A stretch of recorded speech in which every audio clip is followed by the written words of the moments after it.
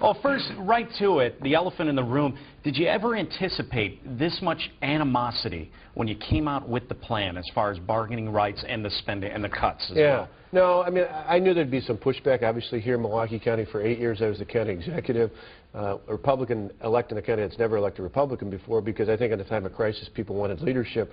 I think that's the same thing at the state level, but I had no idea the national attention that folks would be coming in from other states, from other parts of the country to fight back on this. But the reality is, in the end, unlike other states, our reforms are working.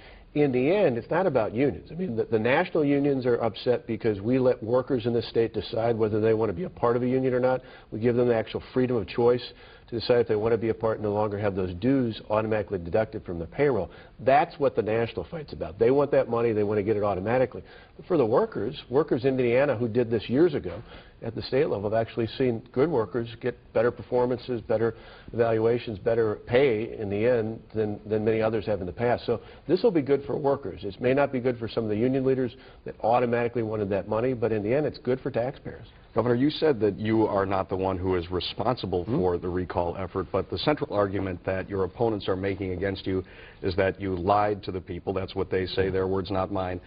They say that you were not straightforward and explicit about what you would do with respect to collective bargaining during the campaign. Yeah, and I just think they're fundamentally wrong about this. I'll give you two good examples. One, I think recall folks overlooked the fact that last November, literally on November 2nd, the day of the election, the first Recall Scott Walker website went up. So this is not something that just happened organically. This is something that was planned since the day of our election. But in the broader context, AFT Wisconsin, one of the unions that has made that argument, literally ran flyers last October in the campaign that said, don't vote for this guy, to their members. He's going to change and repeal collective bargaining. So they took quotes from our campaign. They took quotes that I gave at debates and forums. I talked about this sort of stuff not only in the campaign, but for 8 years here as county executive. I talked about the problems with collective bargaining. As a county executive, I saw it, because what would happen is I'd try to make a little pension or health care contribution, or even once a week for 4 months I tried to do a 35-hour work week, and the union said, forget it. We'd rather you lay off 400 or 500 people. Workers came to us and said, can't you do something about this? We said, that's the problem with collective bargaining. We've talked about it for 8 years as a local official, talked about it throughout the campaign. This is not an error of omission.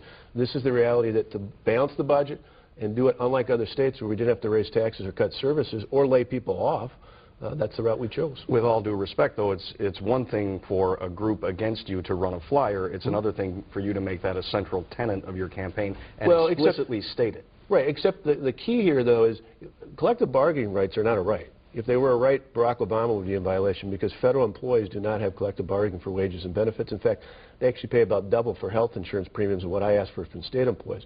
I explicitly said I was going to balance the budget. I said I would do it without raising taxes. Some of the numbers from October, non-farm employment declined 9,700 jobs from September to October. Private sector jobs lost 9,300 jobs in the same period compared to 2010, where there was an increase of 14,000, more than 14,000 jobs. People are saying, where are the jobs you promised? How do you respond to these numbers from your administration? Well, but you look since January, there's been a net increase of jobs. In fact, first 6 months it was almost 40,000.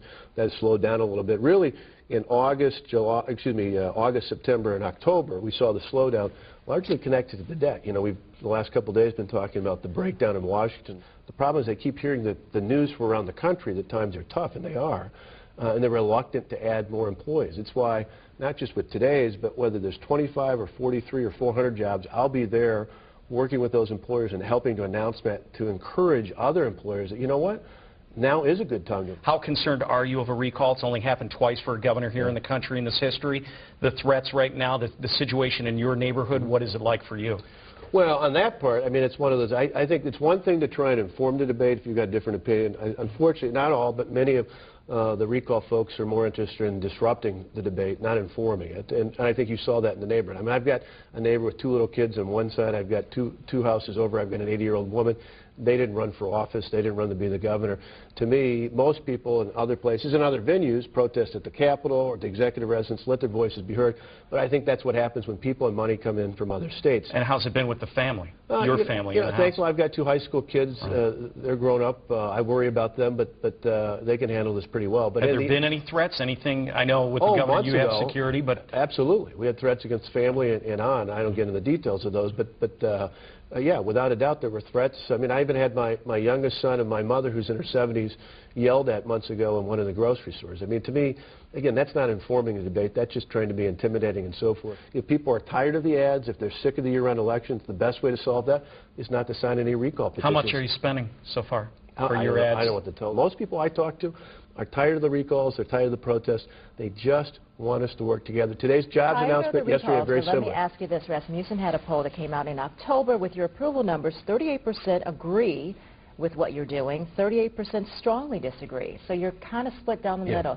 Personally, does it bother you to know that people don't like you? How do you deal with that? Well, I mean, in my case, what I focus in on is what I did for 8 years as county executive. When you have a crisis, you got to focus on providing leadership, and you got to do it in a way. Part of the reason we're in the trouble we're at, part of the reason why we lost 150,000 jobs the last 3 years, is people in Madison deferred the tough decisions. And to me, you know, popularity contest is not why I ran. I ran to do what's right for the state. It's what I campaigned on. Last it's what I'm going to question. continue to do.